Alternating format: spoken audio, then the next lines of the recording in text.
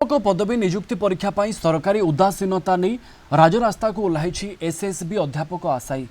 राज्यर सरकारी अनुदान प्राप्त महाविद्यालय रे 786 एसएसबी पदवी नियुक्ति पर विज्ञप्ति प्रकाश पाई 45,000 रु अधिक आशायी आवेदन करते।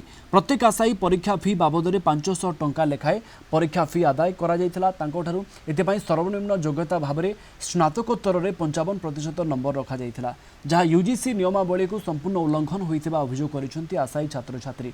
यह चैलेंज कर आशायी माने हाइकोर्टर द्वारस्थ होते। हाइकोर्ट तुरंत यूजीसी 2018 नियमावली अनुसार नूतन विज्ञप्ति प्रकाश करने को राज्य सरकार को निर्देश देते। यार 2.5 वर्ष हेब विज्ञप्ति प्रकाश पाउन 45,000 आशायी क्षोभ प्रकाश कर सरकार शीघ्र दाबी पूरण न कले आंदोलन व्यापक हेब बोली आंदोलनकारी चेतावनी देइछन्ति। सरकार माने तत्परता तो आपण माने देखंतु से कोनोसी प्रकार पदक्षेप ही नौना केवल मिछ प्रतिश्रुति दे चलती। आमर 500 देगी आमर 45,000 पिला एस्पिरेंट्स माने अप्लाई करते 2.5 वर्ष है किंतु ना से टंका आमको फेरस्त होउची ना आमर एग्जाम कंडक्ट होउची।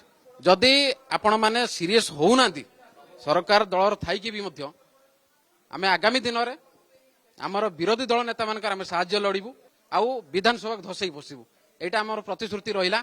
किंतु जेहेतु आम शासक दल शुणुनी आम रिक्वेस्ट कलुनी 2.5 वर्ष है आम बाध्य निरुपाय विरोधी दल नेता मान साहाय्य लड़िबू।